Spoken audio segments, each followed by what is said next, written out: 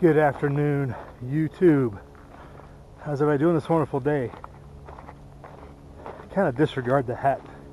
It's not really that cool. I just like to wear the hat. Probably gonna start sweating here wearing it. Kind of warmer than I thought it would be.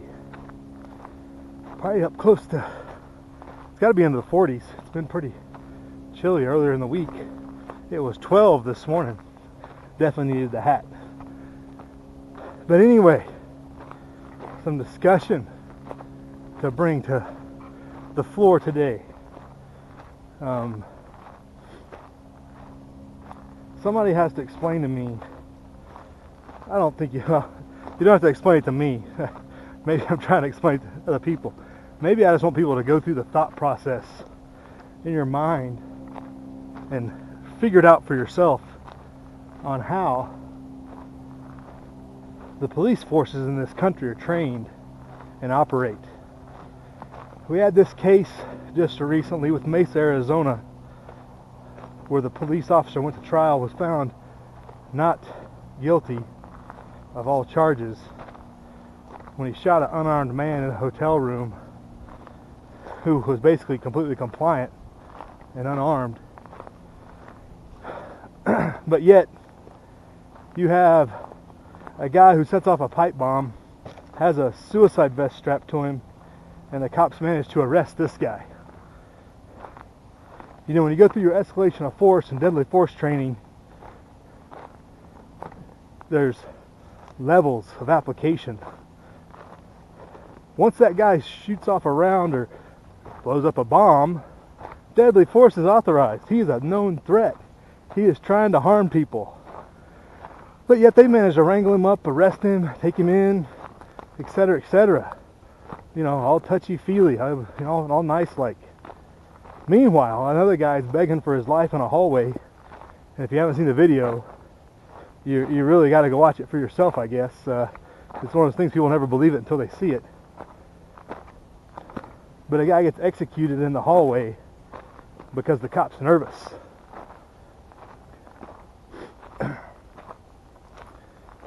Because it goes down to it, these guys are trained to always, it seems they're trained to escalate first and then lower down the level of response instead of, hey, maybe have the taser out first or the pepper spray or baton or something. Nobody was harmed. Nobody had been harmed previously. Somebody had called and said they saw a gun. But until you see one or you hear something fired, really, why are you already going to guns when a guy's got his hands up and obeying your commands and everything? It's ridiculous. And people are accepting it. Obviously the jury bought it. The jury bought into the whole scam. You know, the whole principle of what, I don't know what principle they used to argue that. But it's not in any escalation of force protocols I've ever heard of.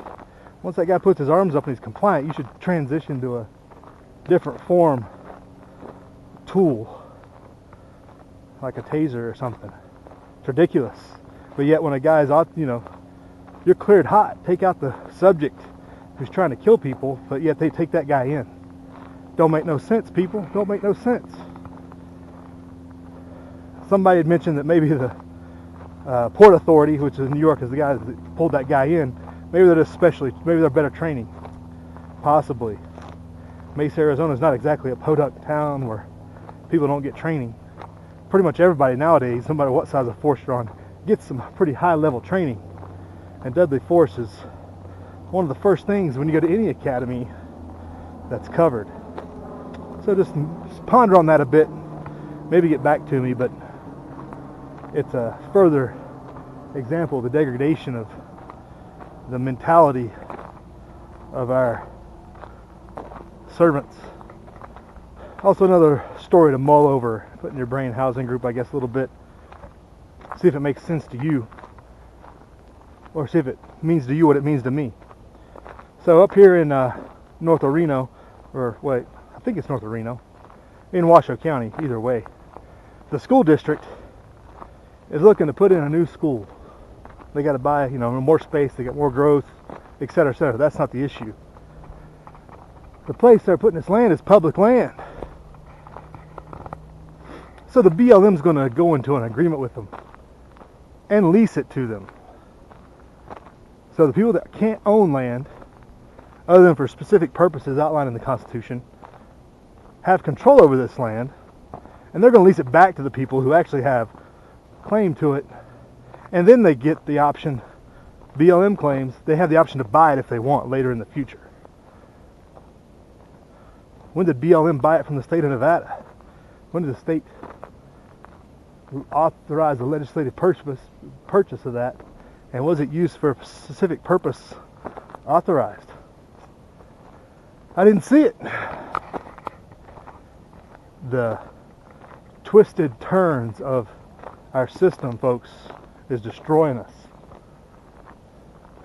That public land right there in the county to be used by the people of that county, and they have to lease it from the other 49 states essentially, because that money is going to go straight to DC to be used from some nefarious use.